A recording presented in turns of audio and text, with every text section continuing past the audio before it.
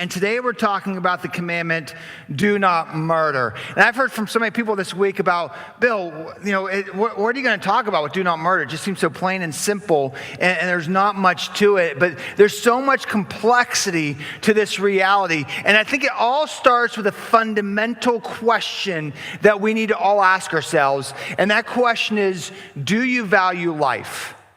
And before you answer that question, you need to understand it's bigger than what we tend to think.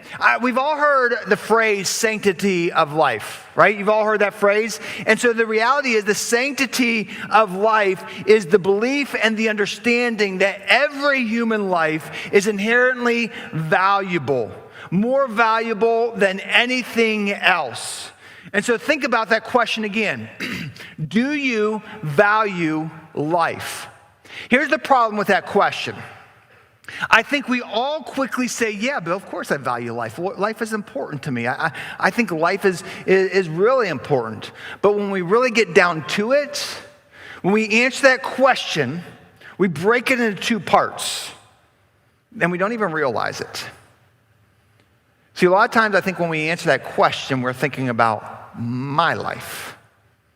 And when I say, when I value life, I value my life. I value me. And it's bigger than that. So the question is, do you value your life, or do you value all life? It's more complex. It's just the reality of that. Here God said in Exodus 20:13, you shall not murder. And we look at that, it's easy. Okay, Bill, I get it. Don't murder. Let's not harm anybody. Let's go home and we can get the early spot at lunch. But what does this really mean? What is the heart of God? In the Hebrew language there, it's even more simplistic. In the Hebrew language, this verse says, no murder. Can't get any more simpler than that, right? But when you look out through all the Hebrew language, throughout the Old Testament, the word for killing is used in different ways, and there's multiple words in that regard. And you see it for all types of situations. And so when you look here, you ask, okay, what's God getting to here? The other complexity with this is other Bible translations use the word kill. It says, do not kill. So what's the difference between murder and killing? Is there a difference, or is there any loss of life? Is just the idea of murder, or what is God getting here? But see, the word here for murder, the Hebrew word, is this unauthorized killing. It's a personal vengeance. It's manslaughter. It's taking someone's life that was not justified. And the complexity in this that even makes it even more difficult to comprehend and to manage and to walk through is that throughout the Bible and throughout life, we see that there are times when taking of life is justified and when taking life is not justified. And yet you try to figure this out with the complexity of walking this walk with the idea and the backdrop of that whole idea of the sanctity of life. That every life is valuable. Every life matters more than anything else. So what's the difference? How do I walk this walk? What is God saying here? I think the biggest question we need to identify is, why is murder wrong? And if I went around this whole room and polled everybody, I think we'd get a pretty unanimous answer that murder is wrong. But why is it wrong? What makes it wrong? What separates murder from killing? Or are they just two and the same? And I think the struggle in our culture is that what makes us more complex is we are faced all the time, every single day, with situational ethics. What might be right here or what might be right for you is not maybe necessarily right for me. And it just brings so much more complexity to this. And the struggle with this is that we remove God from the picture. We remove God from the center of our lives and the center of who we are and the center of everything that we do. And then what we do is we make me the center. And then you go back to that question, do you value life? And we make ourselves the center of our life, when in reality, when we start to answer that question, what we're saying is, I value my life. See the complexity in this? It's difficult. And when you add all this together, there are ethics that are situational rather than having God as the standard. And more and more and more, we, rather than trying to find truth from beyond ourselves, we try to find truth from within ourselves. And we become the authority, not God. Here's the thing. We began this journey through the 10 Commandments a few weeks ago, and as I said, everything builds upon each other. And this commandment, we cannot comprehend or understand the reality and the complexity of this one commandment if we don't comprehend the first 3 commandments. Because everything in this commandment is built on the first 3. Do you remember the first 3? There is one God. We are not to worship any other gods or have any other idols in front of that one God, and we are to worship that one God alone. Everything from there and all the commandments builds from that understanding. If we don't understand that, then nothing else will make sense. Everything else will begin to fall apart because this God, this one God that we're to put no other idols before him and worship no other God except for him, he is the giver of life. You see, there are 2 God-centered truths that all creation is built around. All creation is built around these 2 fundamental truths that shape everything. And if you're not on the same page with this, everything else kind of falls apart. The first truth is this: God is the author of life. He is the creator of everything that is. Everything is because of him and from him. And second truth is this: God is the ultimate authority of our life. And so what God's heart is, as he was talking to Moses on Mount Sinai and delivering these 10 commandments that Moses was supposed to take down to the bottom of Mount Sinai and deliver to the whole Hebrew nation that was then supposed to take it out to the rest of the world for all generations to come, is his heart and his focus was to orchestrate and organize our hearts, our lives, our minds, and our culture around these 2 truths: that he is God and we are not. And I think the struggle is when God is trying to orchestrate our lives to live our lives around a God-centered living, God-centered focus, and then we forget about these first 3 commandments, or we kind of brush them to the side. And then you remove God and say, well, my life is not being lived out God-centered. My life is living now as me-centered. And this commandment number 6 takes a whole much bigger meaning. There's so much more to this. Because God is the author of life. God is the authority of life. God is sovereign over all life. He is life. And this verse is more about an attack on him than anything else as the author and authority of life. Even in Genesis 9 verse 6, God, who holds a high standard of life, said this: whoever sheds human blood, by humans shall their blood be shed. For in the image of God has God made mankind. See the value of life that God has? And you see what he was saying there? Why this is so important? Why this matters so much? God is saying that we should not murder. We should value life. We should not destroy life. Why? Because we bear the image of God himself. So in other words, when you murder, when you take violence upon somebody else, when you destroy somebody emotionally, you're not just attacking them or bringing violence to them. You are attacking the living, breathing creator of everything that is, who gives life. That's what he's saying. It's bigger than that. My friends, God is the creator and authority of our lives, and we bear that image. Everything is built out of that. Everything comes from that. We talked a few weeks ago when we were in the message series in the garden, and we talked about what does that mean to bear his image. And just to reiterate that for a moment, to kind of bring all our thoughts together, to bear his image, to be his image, what God is saying there is we are his representation in this world. We are his representation in this world in the fact that we carry, we maintain life, and we protect life. You see, my friends, when Jesus came into the world with all the brokenness that this world was under, Jesus came for the one purpose and one purpose alone, was to bring the truth of God into this world in the flesh and die on the cross for all people. Because people will be judged by God. And our souls will go on for eternity either in life or death.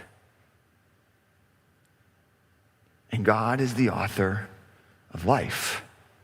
So when it comes to the issue of murder, God says, do not kill because we bear the image of him. Violence, whether it's physically or emotionally on another person, it is going against God himself. To murder someone is to go against God. And that's why I believe that this is so much bigger than just a civic issue. This is so much bigger than just a social issue. I believe with all my heart, this one verse, the sixth commandment, this is a God issue. This is a significant God issue. It's an offense to the reality of God. It's an offense to the creator and giver of life. And so murder is so much more bigger than we could ever imagine. And here's the scary thing, my friends. I've talked about this a little bit in the past couple of weeks, but we cannot overlook or overshadow the reality of the spiritual warfare that's going on beyond everything that we see and feel and touch. That's what the Bible teaches us. There's a spiritual war going on. You know what's going on for? Your life. It is a battle against the God, the giver of life, and Satan, whose ultimate goal is to destroy life. There is no middle ground. There's no middle ground. There's no either or. And that's why I believe, friends, this is so much more bigger than a social issue. This is a demonic issue. This is a spiritual battle. Jesus said this in John 8, you belong to your father, the devil, and you want to carry out your father's desires. He was a murderer from the beginning, not holding to the truth, for there is no truth in him. When he lies, he speaks his native tongue in his native language, for he is a liar and the father of lies. We used this verse a couple weeks ago when we highlighted the reality of how the devil is the father of lies and how his goal and his ambition is to manipulate us away from Jesus. And what led into that moment is the reality of this war between the giver of life and the one who is all about destroying life. And that is the devil. And what Jesus is saying is from the very beginning, murder happened. Because God creates life and the devil is all about taking life. And he loves destruction. You know, after the Garden of Eden, after Adam and Eve brought sin into the world and they were pushed out of the garden and walked out of the garden because of their own choices and their own sin, they had two sons. And you can read about them in the first parts of Genesis. There was Cain and Abel, and the Bible says how Cain was a godly man. Abel was a godly man, and Cain killed his brother. And from the very beginning, we see the destructor of life in action. Because he wants to destroy all things about God, and God is all about life. And you know what makes me so scared? Is how immune we have become to this. How immune we've become to death and murder and the destruction. It's happening every single day, all around us. And we become so immune to it. And oftentimes we don't even know it. We've become so technologically advanced and moving forward, but my fear is that we've become so advanced technologically, but we're not advancing morally. It goes back to that question, do you value life? Not just your life, not just trying to bring happiness to your life, but do you value life? All life. Because this is bigger than ourselves. And when we remove God's authority and we create ourselves as our own authority, that's when we begin to develop those situational ethics in our life. Our ethics become more about what the situation we're in and what we feel is best for ourselves, rather than God as the standard. And we've taken the sovereignty of God over our lives. And in some ways, we made ourselves sovereign. And that's a scary place to be. Because this goes all the way back to the first commandments. There is one God, and there are to be no idols before him. And in many ways, and I'm talking to myself too, friends, in many ways, I think we have found ourselves putting ourselves as our own idols in front of God. Because we become the authority of our lives rather than him.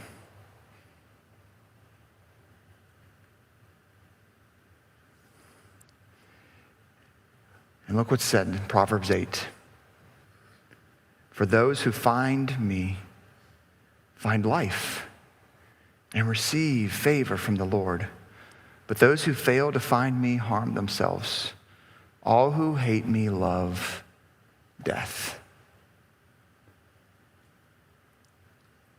You know what this verse is describing? The path that I think many of us have kind of wandered through on times, and some of us may be there right now. We stopped finding ourselves in the presence of God. You see, the ultimate goal of our lives and our journey should be to be in his presence, but then we find ourselves less and less and less in his presence. And he said, for those who find me, find life. Because in him, he's the giver of life. But what happens is we get too busy, or we make ourselves the priority. We're not living God-centered lives. We're living me-centered lives. And we remove ourselves from his presence, and we're no longer finding life. And the opposite of finding life is finding death and destruction. And some of you sitting here today, if I was to ask you point blankly, you'd say, I don't really care much for God or his ways. But if you're honest, you're surrounded with brokenness that a lot of times you don't even want to talk about. Because the further we distance ourselves from the giver of life, the more prone we are to move towards the destruction of life. And that comes in so many different ways. Because in Jesus, we experience his life-giving power. That's why Jesus said in John chapter 15, he said, connect to me. I am the vine and you are the branches. You want to have life? You want to produce fruit in your life? Connect to me.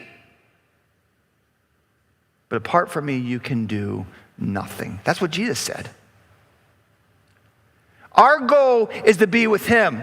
It's not to make all the right choices. Oh, that's a very good decision. It's not about praying hard or anything like that. All that stuff is good, don't get me wrong.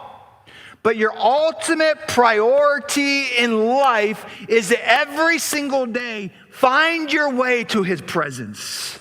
Because his presence is what gives life and transforms everything else. Stop trying to be something or do something and just be in him. And watch what he does. Watch the life that he gives. Because separated from Jesus is death. like I said, I fear we've become so immune to this. We become so desensitized that we don't see it. And I'm speaking to myself too, guys. We've become so desensitized, it doesn't affect us anymore. Did you know statistically, this statistic came out a few years ago, but the average child who grows up and when they graduate from high school at the age of 18, by their 18th birthday, they have seen over 80,000 murders. From video games to TVs to movies. And I know you'll say, well, Bill, that's all fake. It's just for fun. It's no big deal. But when you become saturated in something, it is inevitable how you become desensitized to it. What once was, ooh, that's kind of gross, it's not that big of a deal. What once was, I can't believe that, it's like, yeah, I've seen that before. And everything has become so realistic today that now when we're faced with the real stuff, oftentimes it may not even feel it. Guys, that's a problem. That's a problem. We need to be in the presence of the living God. And what's hard with this is because we look at this and we say, well, okay, I get this, Bill. As an individual, I should not murder. I don't do this. But how does this play into the government? Because I look at the government and I see all the choices they make and what's going on and war and capital punishment and everything else going on. And how does this play into us? Because I feel like there's a double standard here. And this leads us to the big question that we need to deal with in this series is, can the government take life? Does the government have the authority to do that? And we look around all the different countries in the world for all time and all history, and throughout history of mankind and throughout all the world, we've seen so much godlessness and so much brokenness and so much abuse of power. I wonder, well, where do I fall in line with this? And for many of us, we look at them and say, well, if they're so godlessness and they're abusing their power so much, then you know what? I shouldn't respond to their story. I don't belong to their authority. But that's not biblical either. That's not right either. You see, my friends, here's the complexity in this issue. The answer to an abuse of authority is not the absence of authority, but the right use of authority. Everything God and God's creation goes full circle. Everything affects the other. There is no truth behind what you do, what happens there, what decisions made there doesn't affect you. Everything affects the next. It's the circle of life that we are in. And our role as followers of Jesus is, how do you navigate through this? You know, the Apostle Paul wrote these words in Romans 13. He said, let everyone be subject to the governing authorities, for there is no authority except that which God has established. The authorities that exist have been established by God. Consequently, whoever rebels against the authorities rebelling against what God has instituted. And those who do so will bring judgment on themselves, for rulers hold no terror for those who do right, but for those who do wrong. Do you want to be free from fear of the one in authority? Then do what is right, and you will be condemned. For the one in authority is God's servant for your good. But if you do wrong, be afraid, for rulers do not bear the sword for no reason. They are God's servants, agents of wrath, to bring punishment on the wrongdoer. You know the crazy thing that we miss out when Paul wrote these words? He wrote these words about obeying the authority in our lives at a time when he was facing immense persecution, what in history was probably the most ruthless, mean, abusive, and power leader that this world has ever seen. And Paul wrote these words, which means there's no exception for me here. No matter who's in authority in the government, I have to figure out how to honor that role and navigate this world and navigate the reality of life. Because what the Bible teaches us is that God is the ultimate authority, and everyone who has authority in this world has been given to it by God, including the government. That's what the Bible teaches us. And the worldly government, what Paul was saying, was given that authority so that they could serve God at a collective level to protect and guard life. But yet we're still facing this world with so many of those who abuse their authority. People who use their authority for themselves rather than for the collective good of life. And all this does is create chaos. You know, we see this play out in the Old Testament. See, in the Old Testament, when God was leading the Israel people, when they finally found their home in Israel, and he was leading them through the prophets, and they're saying, you know what, God, that's really cool that you're our leader, and you know you're teaching us through the prophets, but man, we want to be like everybody else. All the other countries, they have kings and queens and kingdoms, and can we just be like them? We don't want to be different. That's kind of Bill's interpretation of the scriptures. And so God said, okay, if that's what you want. And they said, we know who's the right king. Because he looks the part, he's big, he's bad. I mean, he's going to defend us. I mean, he's a quality dude. His name is Saul. As you read the scriptures, God was like, that's not really my choice. But if that's what you choose, so be it. And what we see play out time and time again is this God who's the creator of life and the authority over life, and a God who's full of grace and mercy, and his desperate desire is for his creation, you and me, to be in his presence, to love him the way that he loves us. And he knows the only way that's going to happen is by choice. He can't dictate it, mandate it, or force you. That's not love. And so when we say, you know what, God, I don't know if I really want your path, but I want my path, he says, okay. And the people chose Saul. And you can read the story. And we see that play out all throughout history. Everybody in authority is granted that position by God, but he grants it in such a way that he allows us to carve our own path, to choose if we're going to be God-centered or me-centered, which just creates more challenges and complexity.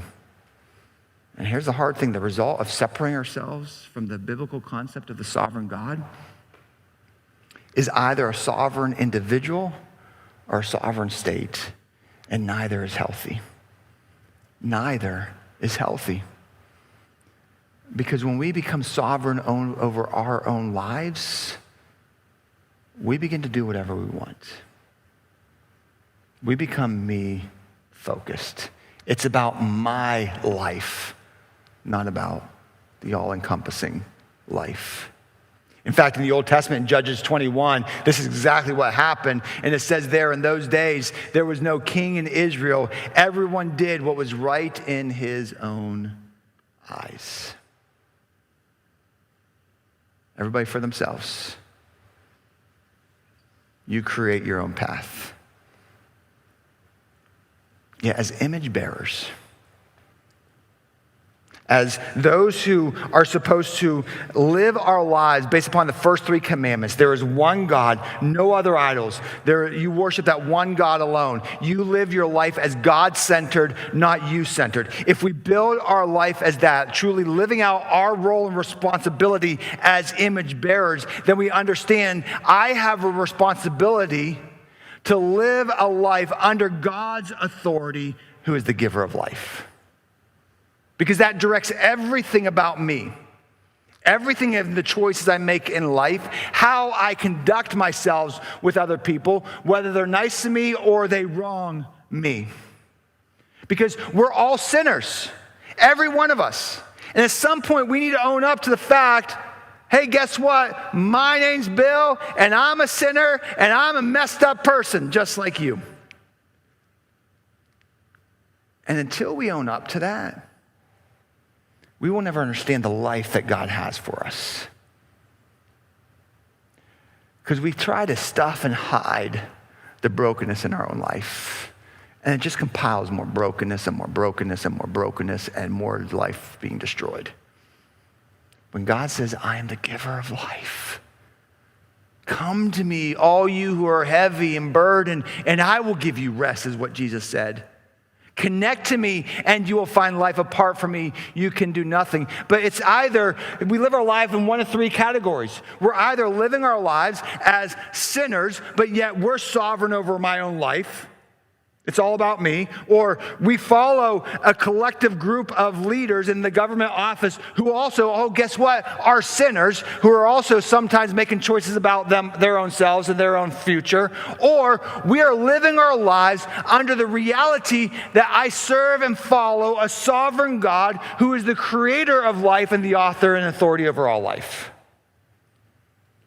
And truly understand this commandment, you need to decide, what category are you in? Are you driven by your life and yourself? Or are you driven by the reality of a God who's bigger than you? A God who is undefinable, yet who wants to guide us into his heart. See, God has all the authority, and all the authority that anybody has in this world is only given by him. And his heart is that those of you who has authority at whatever level it is, that you use that authority to serve him by bringing and protecting life in others. We have that responsibility to walk this walk under the umbrella of the sanctity of life. And it gets to that question, how do we deal with capital punishment? How do we deal with war? And that's a complex issue. It's very complex. But I believe that when we read scriptures, we see situations in the Bible where it's justified. God himself said in Genesis 9, those who decide to destroy life, the life of man will take their life. So there are times when it's justified. But the government has the responsibility to walk that line under the sovereignty of God with the sanctity of life always in the backdrop. And I'm not going to lie, that's a hard walk. That's not an easy walk for any of us.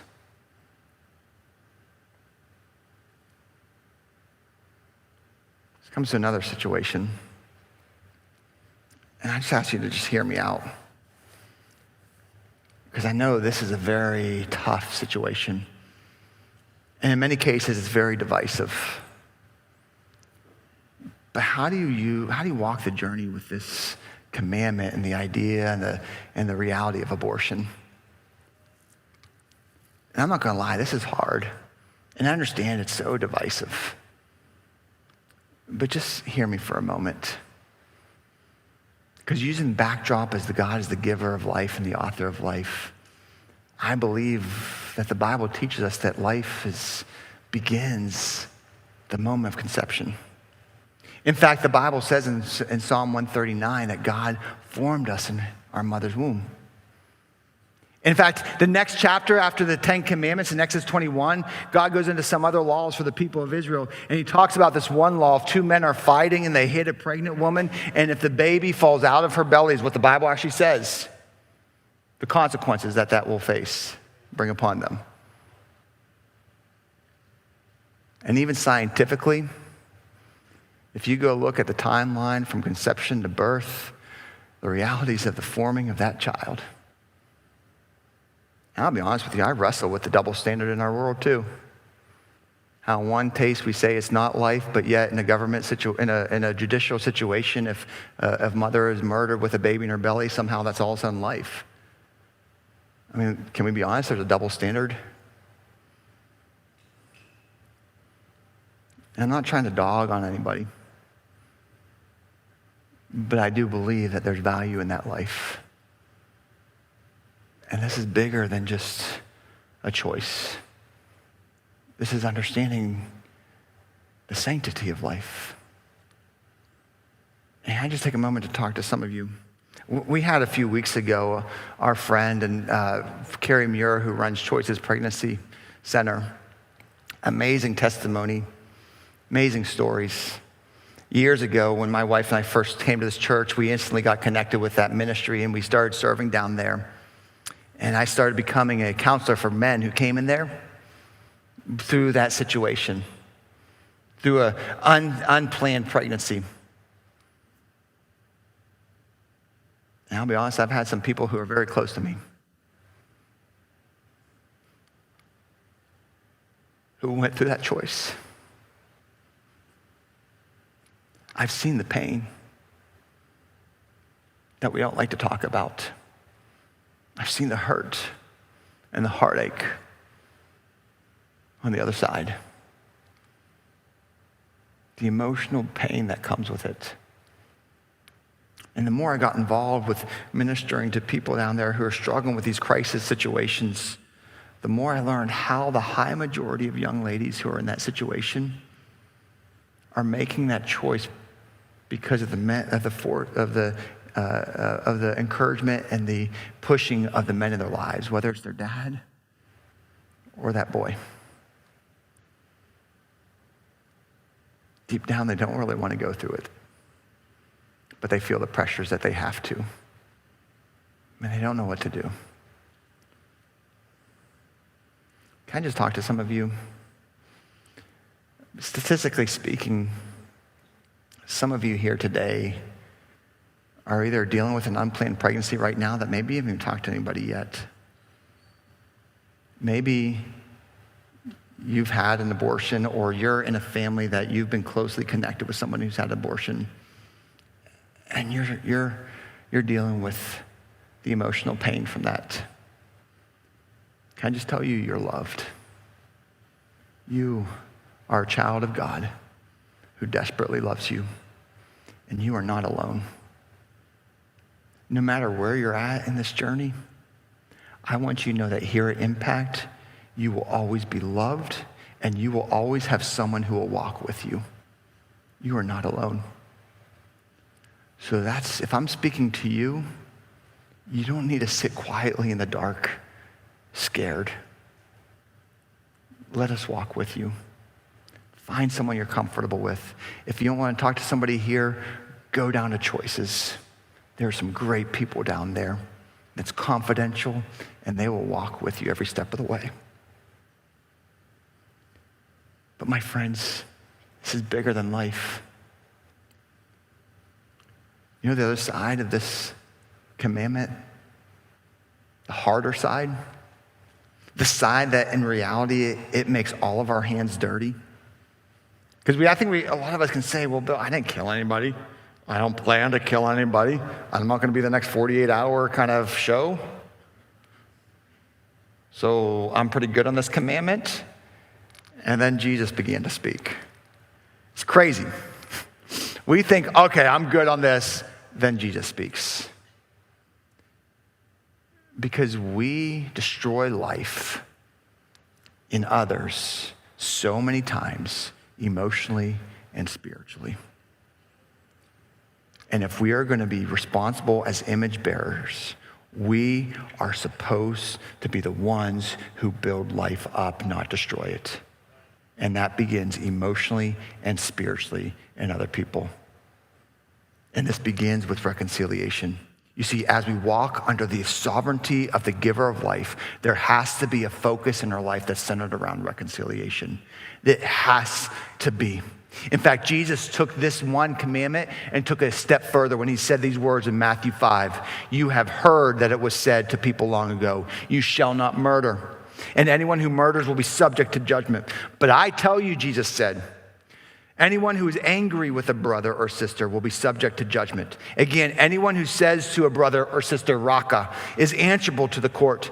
And anyone who says, you fool, will be in danger of the fire of hell. Therefore, if you are offering your gift at the altar and there remember that your brother or sister has something against you, leave your gift there in front of the altar. First go and be reconciled to them, and then come and offer your gift. You know what he's saying there?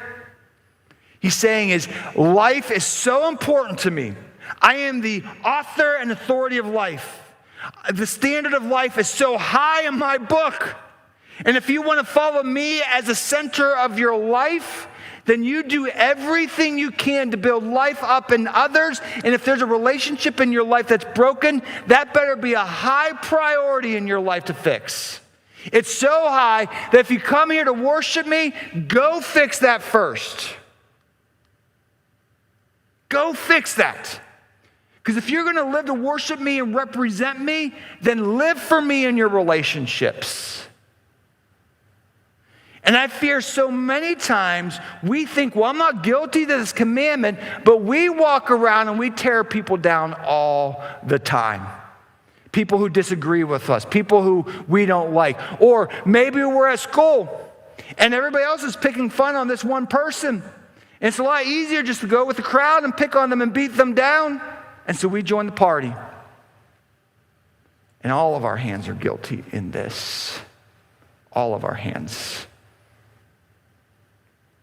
My friends, as followers of the giver of life, as image bearers, we have a responsibility to do everything we can to build life up in others. And when there's a relationship broken, that we do everything that we possibly can in our own power and our own efforts to bring reconciliation. And for some of you, you know where it starts with? It's confession. Some of you need to find someone that you trust in your life that you just need to start being real with. You know what? I'm reading these verses from Jesus and I let the anger get the best of me. And in those relationships, when things don't go my way, I just kind of explode. Or you know what? When I'm driving down the parkway and that person cut me off, I just let them have it. You know what? I was at work, and even at work, it's like school sometimes. There's the cool crowd, there's the cliques, everybody's around the water cooler, and there's that guy over there who's at that cubicle, and he's kind of weird, and no one likes him. And when I'm at the water cooler, everybody's picking on him, and I just kind of join in, rather than sticking up for him, because he's a child of God. Some of you need to start confessing, you know what? I'm just as guilty. Until we confess and become real, we can't find healing. But when darkness comes into the light, life happens. So who in here needs to make it their priority this week to start making some reconciliation in the relationships in their life? Who needs to be the one to stop going with the flow and stand up for the lives in those in your light of sight? Who needs to start building people up with their words rather than destroying people? It has to start here before it starts the way you live. It's time to be obedient to Jesus and walk towards that reconciliation, to experience the full life from the giver of life. Let's pray together. Father, we look at this one verse, do not murder, and it's like, okay, it's easy, let's just not do that and move on. But there's so much complexity to the reality of life. And Lord, I just pray right now that we may become a people that doesn't live life just focused on me and my life, but we live life focused on the reality and the full encompassing reality of life. May we be people who build others up rather than tearing them down. May we be people who give life rather than ripping life away. Lord, I pray for the emotions that this message may bring, for the brokenness that may be here. I pray for healing. I pray for your strength. And I pray for restoration. It's in your name we pray. Amen.